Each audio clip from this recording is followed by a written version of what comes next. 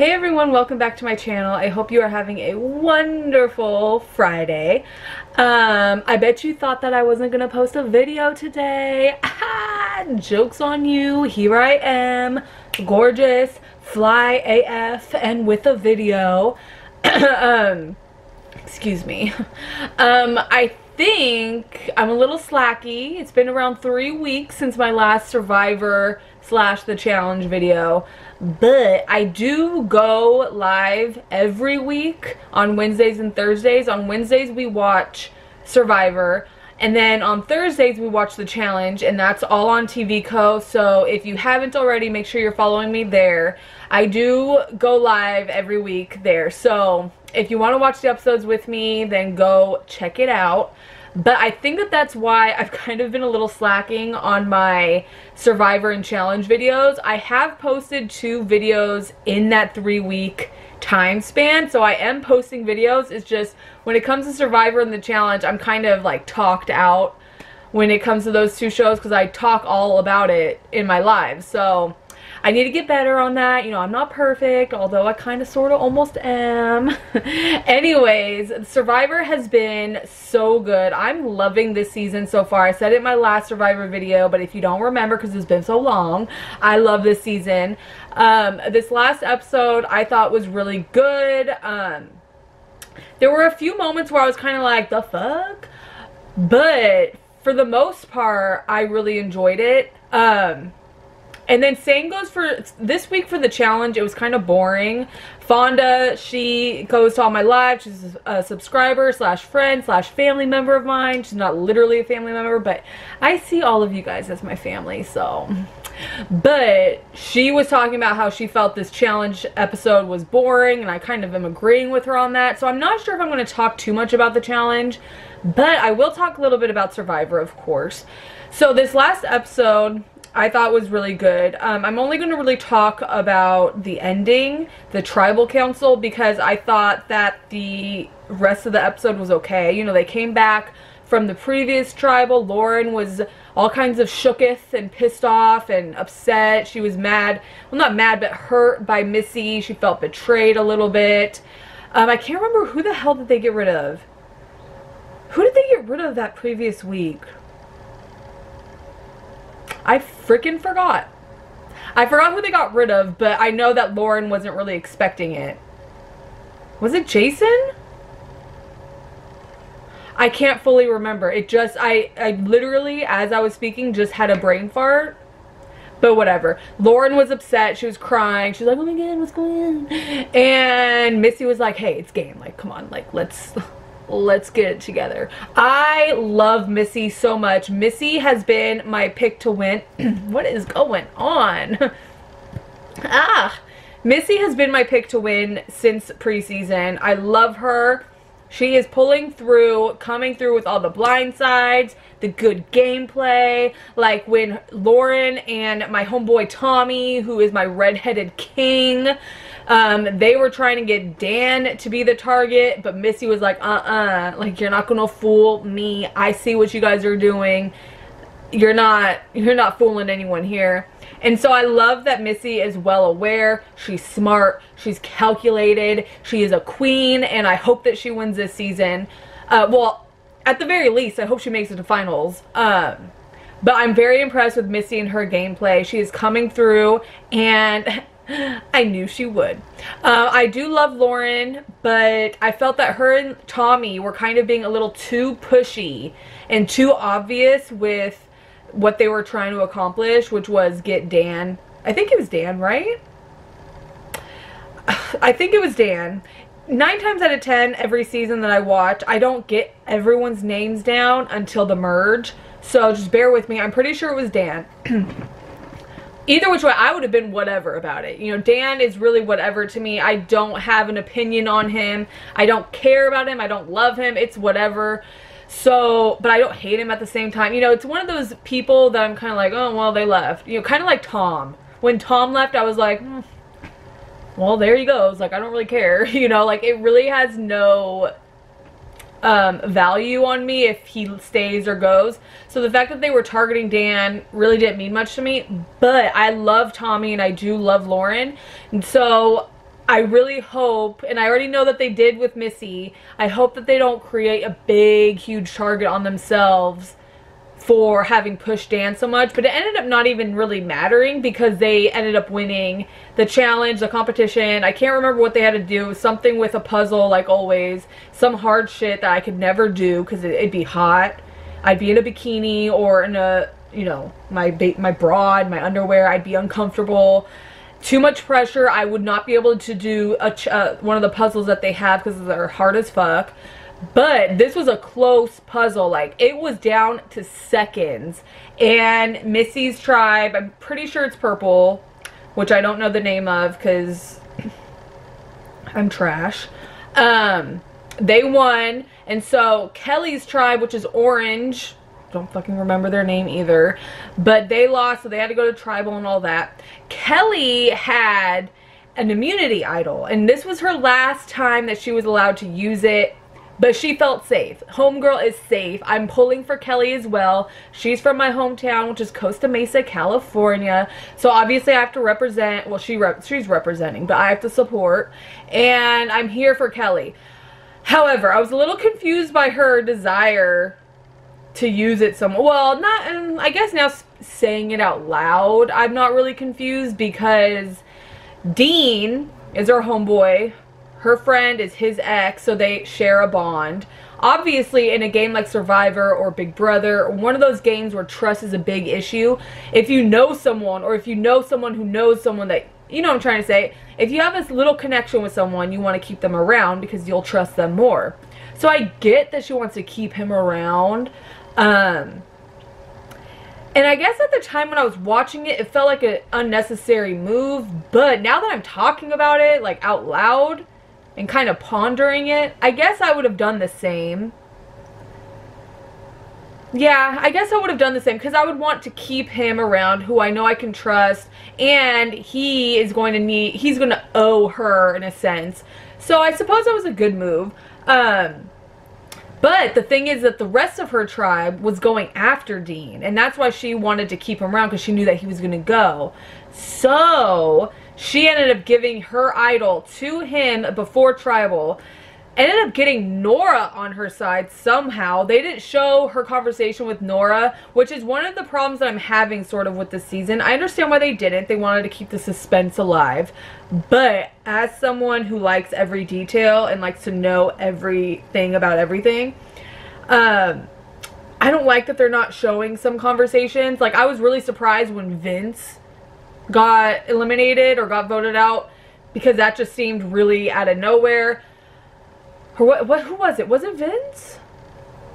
Ah, shit. Why am I having such a brain fart today? I think I had too much coffee, and that's usually what happens, is I, like, lose my mind.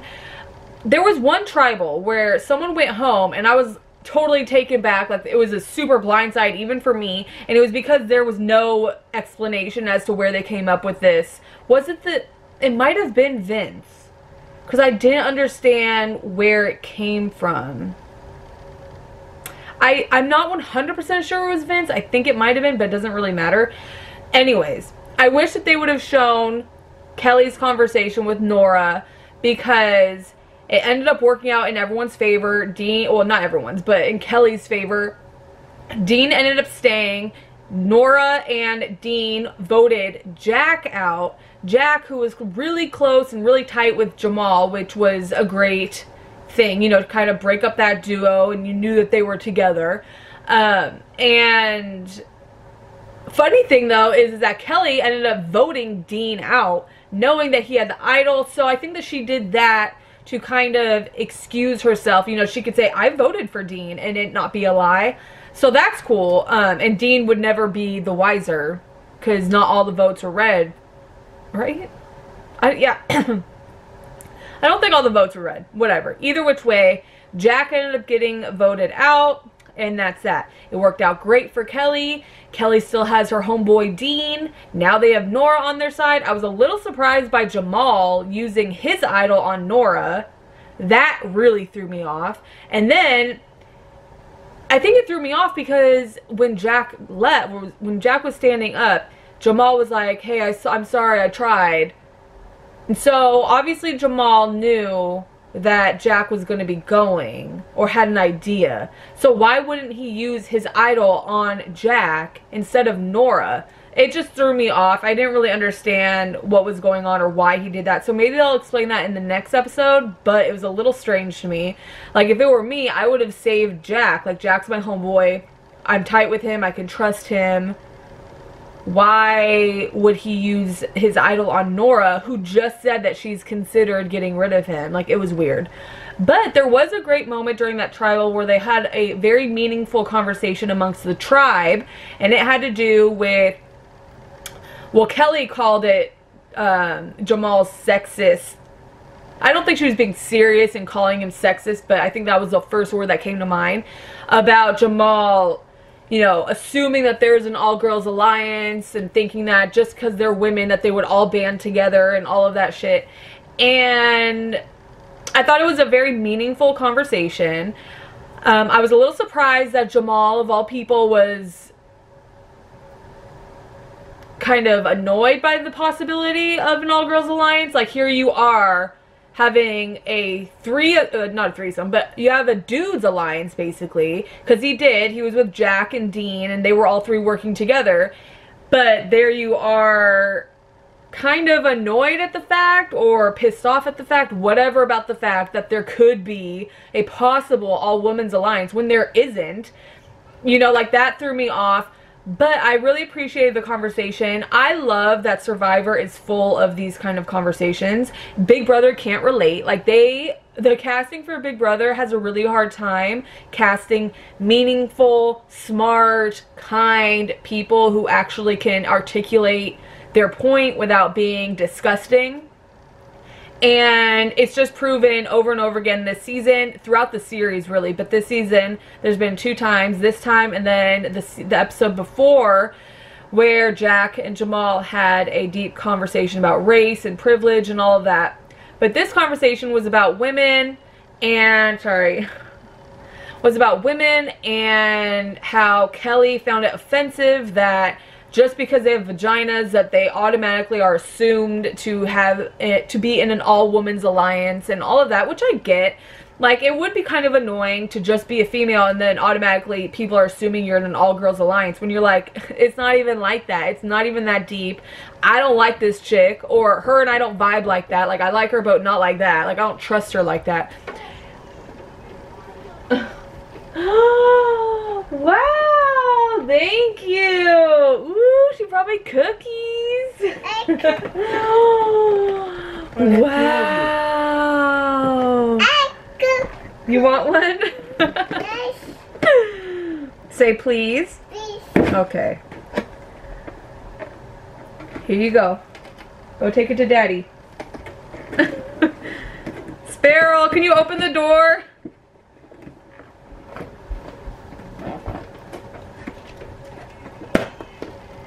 Oh, she opened it. Sparrow, can you shut it?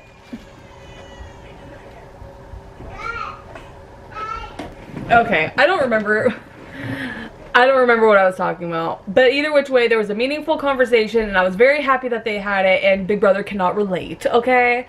So I have a few more minutes, and so I'm just going to quickly talk about the challenge. And all I'm going to say is I'm very happy for Jordan and Tori. I'm very glad that they are happy within themselves and their engagement. Jordan is still trash. Tori is still a clown. But I love when people get proposed to and are engaged and have babies and shit like that. So I'm naturally going to be happy for Jordan and Tori, even though I think that they're both trash. And if you don't know what I'm talking about, at the very end of the challenge episode, Jordan, he was in an elimination. Ooh, my nose is itchy. He was in an elimination against Theo, but he ended up winning, so Theo got eliminated, and at the end, Jordan not only turncoated by leaving the Team US and going to Team UK, but he also proposed to Tori. I think that's great for them. I had a smile on my face. I think it's just a natural reaction when you see someone get proposed to. You just smile. It's sort of like having babies, you know, like you just get happy for them. Do I like Jordan? No. Do I like Tori? Not really. Well, I like her, but I think that she's a clown. She wants to cook. Oh, I know, but I'm trying to finish. Come